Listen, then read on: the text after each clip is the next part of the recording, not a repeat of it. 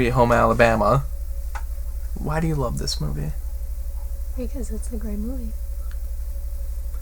That's reasonable enough? Do you have any other reasons why you like it so much?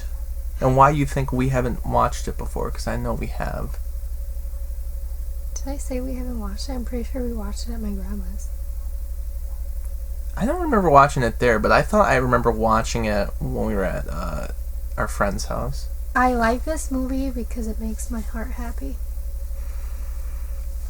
I don't know. It's just like funny and cute. It is so funny. It says it with a straight face. It is so funny. I don't know. I don't know. It's okay. I mean, I wouldn't say it's hilarious. When was the first time you seen it? Like, recently? No, I thought I saw it when I was younger, but it was one of those movies that I certainly didn't see the whole thing, but I saw enough of it. Did you like it? Or do you like it? I don't know. It's, I feel like it's better than some of those other, cheesy rom-coms that came out of that era. What? I don't know, like, I'm thinking, like, right now, How to Lose a Guy in 10 Days, which I think is awful. I think it's an awful movie that has, like, every just awful trope. Awful? Yeah, I think it's just not a good movie. I think it has such bad tropes from that era. I knew you weren't a fan, but awful is... I still think it's good. Say awful about my favorite movies. I'm sorry. Don't call your favorite movies awful. Well, you can. I mean, have you watched them all? Hot Rod is awful. Well, you can say that. I'm not offended if you have your reasons. I just thought when I had watched that movie, I didn't think it was that great. And so like this one, I think is better because I think it's a little more self-aware and it's a little the idea of it's a little funnier. I don't think it plays out entirely. I think it gets delved into too many stereotypes in the end. I don't really like how they throw in random, like, Alabama history. Like, the dad's in, like, the war reenactment, and then, like, that house that she pretends that's hers. Or, I don't like how she screws over Patrick Dempsey because he is so nice. The only reason why it's, like, a little better because the mom is just terrible. Mm-hmm. But it still makes me so sad. Like, I was conflicted. I was like, I don't know who I want her to be with. Yeah, well, see, and that's the thing. I don't know if I entirely buy that she would want to go this route, or that it would pan out. Even when she does, like, break up with him at the altar, and he's just like, okay, he's like, yeah, and I was like, what? I like that. I like that part of it. I kind of like. That just makes it even better, and it makes it. I get even that worse. She doesn't like want to be with him in the end. That part of it, I don't think is awful because that can make sense the way they did it regardless. Mm-hmm. I just don't get why she wants to be with the guy from Alabama other than for the fact that we just have so much history and we have a good foundation. We should just go back to what we did before because we've already put so much time into it. But it's hard to like buy because they make him seem like such a terrible person, but you never saw that. And then it's like, oh, he's like changed. He's a whole new person. I'm like, but we didn't see what he was like before. Because like on their wedding night, he was drunk and he was like just throwing up and like not even with her on their wedding night. No, he's a terrible person. I'm like, that's fine, but I didn't see that. Yeah, I feel like he like I can't tell that he's changed.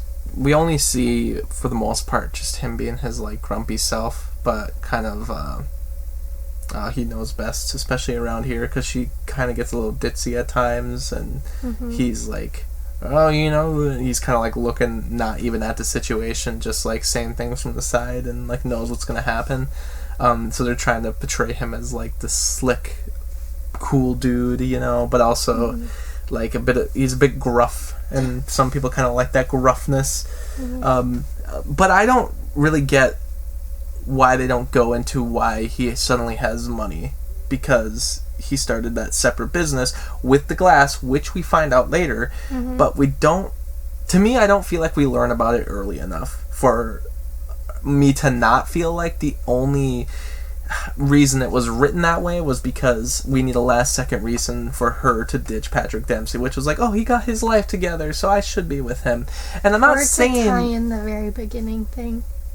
Yeah. When they're on the beach and it gets struck by lightning. No, and I get that for the finale, but I'm saying I don't get why that she didn't find out about the business earlier, because it's done for dramatic purposes, but I say that drama kind of falls flat then, because it feels like the only reason she's leaving Patrick Dempsey is because she finds out the guy that she was with before, that everything that she had with that guy before is now fine, because oh, he did get his life together, and he's at the point that I did want him to be at, and so I should be with him now. But that doesn't erase the way he was kind of acting towards her the entire time she came back to Alabama, because he was like gruff and sort of mean to her, and not it doesn't go too far, but it's enough where he's doing it because he's disappointed that she left to begin with, and not even that he left her, but he feels that she abandoned her roots, which... And then I don't like how she's two different people depending on her location. Like, you adapt, but like, if you're with these people, you're this person, and if you're with these people, you're this person. Like, which one are you actually? And there's like some humor that can maybe come out of that, and I feel like the whole abandoning your roots and becoming who she was in New York, it's meant to be funny. She seemed like not a very good person growing up either. But that's what I mean. Like, I don't feel like either of them are portrayed as that great. No. You know, and I think they're doing it to be funny, but it just, I feel like it falls flat, because in the end you are having this traditional rom-com ending where it's like, oh, you know, we kind of abandon the humor and everything becomes sweet. The only difference is that Patrick Dempsey isn't a bad guy, and it's like I'm not mad that she leaves him, because I'm like, at that point I get why she's not choosing him, because it's not like they had too much going for them anyway, and I'm fine that they kind of leave it like that, and I like that they made him somewhat the good guy still.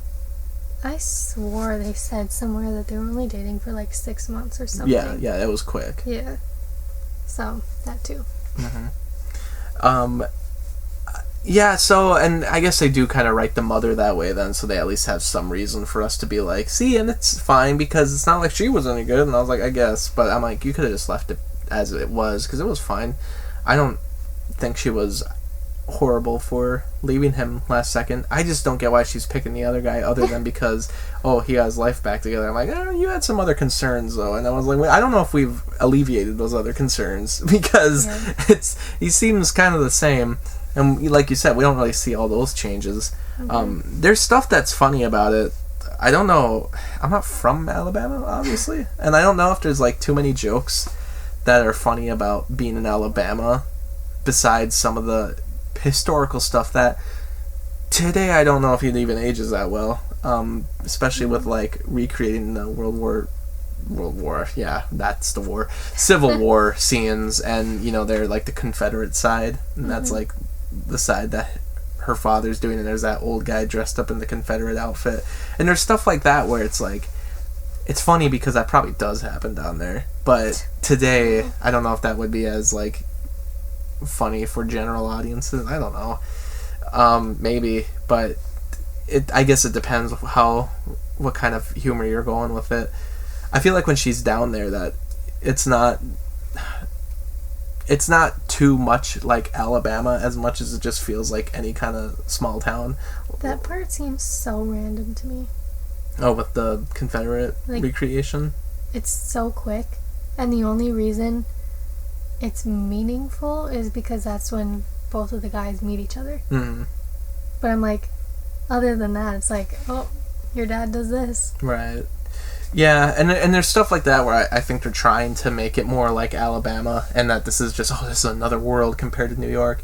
But a lot of it is just set at that bar and with those other friends, and it feels more just like any kind of small town that you could go to. Yeah. And I'm just wondering, I'm like, is there a lot of Alabama humor in this, or is it more just it's funny because I think of other comedies that really like put themselves in like a culture, and they make like that culture funny, you know, like My Big Fat Greek Wedding, for instance, and it's like they take way more advantage of it. And like other kind of comedies like that really get with the culture. This one, I don't know if there's like a lot of Alabama humor in it, other than, oh, she's from like a small town and now she's going back to the small town and this is how they all act. And like, I've seen that in a lot of movies, and not necessarily set in Alabama. Like, it kind of feels like our small town when they go back to it, and I'm like, yeah. They're a little bit more country. Yeah, that's about it. They're just like a little more, you know, and they have the accents and southern accents, and that's about it.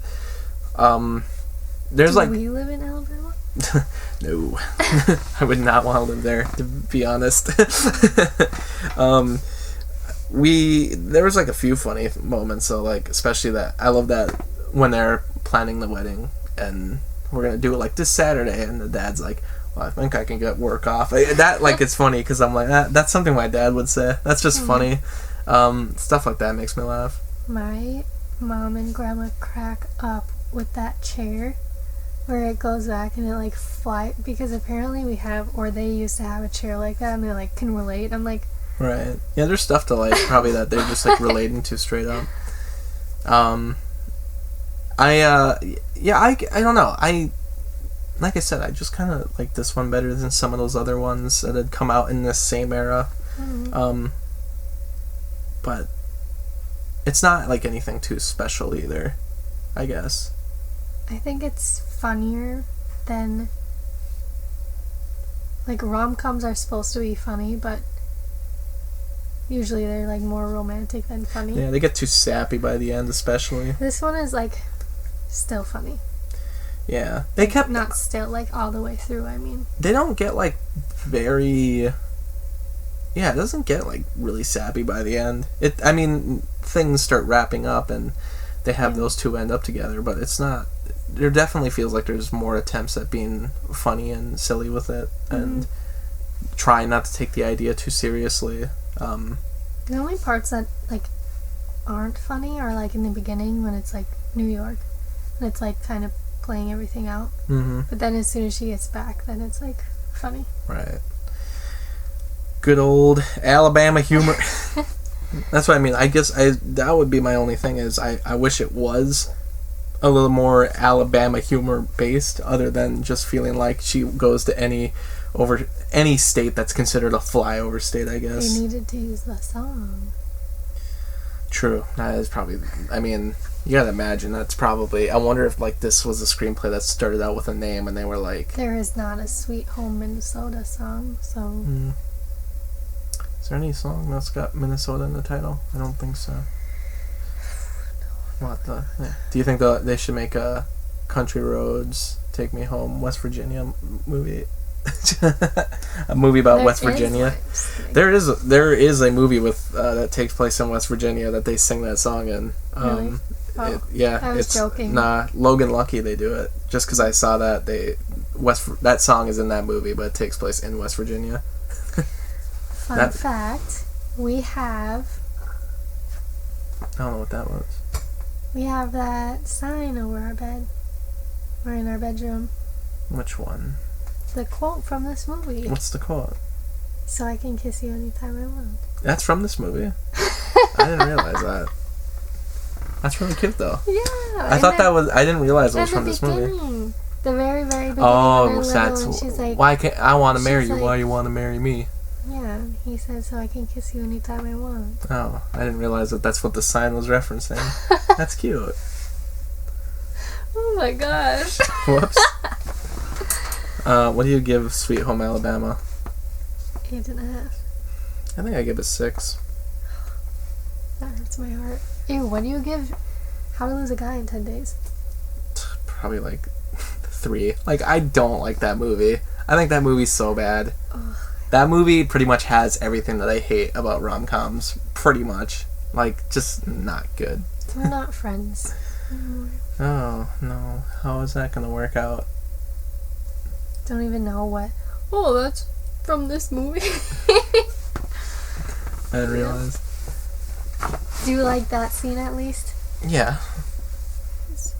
I'd say I like the movie pretty much. 6. I mean, it's there's mediocre. I don't know. It's not a movie I'd really like to go back to many times, but it's like there's parts I like about it. I don't know if you have anything else to say about it. Who would you pick?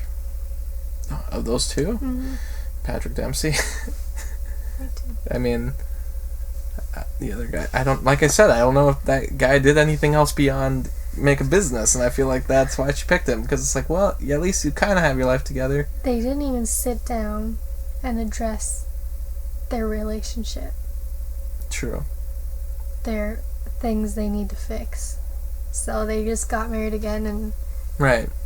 You can't. I mean, maybe that's supposed to be the joke, that they're just gonna get back into it, but the movie doesn't present it that way. The movie's like, oh, it's so sweet. Everything's perfect now. If they would have ended it that way, I think that would have made like the movie funnier, because you would have had humor like that throughout. But because it's kind of taking itself seriously by the end, it's like, I mean, Patrick Dempsey brings her to a freaking ring shop where there's like millions of rings to choose billions from. And billions. And then it's like, which one do you want? And I'm sure there's like girls out there who like love the ending of this movie who are like, what kind of guy makes you like pick the ring? And I'm like, lazy. And I'm like, nah, I think I it's picked mine. Well, exactly. I'm saying that you gotta have her pick something that she wants. Well, do you just call it lazy and then say that that's what I had us do though? As the proposal, that's lazy, because that's like putting zero effort in. And he didn't even get down on one knee because he didn't have a ring. He's like, pick one, and she's like, I would be like, awesome. Excuse me? I think it's awesome. No. Well, that's Sweet Home Alabama. I don't really have anything else to say. It's fine. It's an enjoyable rom-com. One of the enjoyable ones. Sorry. Next week we will be doing Captain America: The Winter Soldier for the Marvel Cinematic Universe, and then your film is gonna be, drumroll, do you remember what it is? She's Out of Control. Oh. Yeah, with Tony Danza. So if you've never seen that before, I actually say go watch it. It is that movie's a better time capsule than freaking Three Men and a Baby was. Those movies, I think She's Out of Control came out in 89, and Three Men and a Baby came out in 87. But She's Out of Control, which has way worse reviews, I thought, we'll get to it, but I thought it was like way more of its time, and in a way, kind of made it better. Oh, that movie's weird. That movie is weird, but I almost kind of liked it for being so weird. Like, that's a weird idea that was, like, better done than Three Men and a Baby. That's like, Three Men and a Baby's a weird idea, but it's like not, I didn't think it was done well. You know? We already did that review. We don't need to talk. So we'll talk about She's Out of Control next week. Thanks for watching. Well, thanks for watching, everyone. Thanks for watching the video, and special shout out to Anthony, Anna, Kirsten, Lucas, Ryan, and Robert for the support on Patreon. By joining my Patreon, you can get exclusive videos and blogs, and for only $7, you can request your own movie review. I hope you stick around, cinephile, and have a happy, productive day.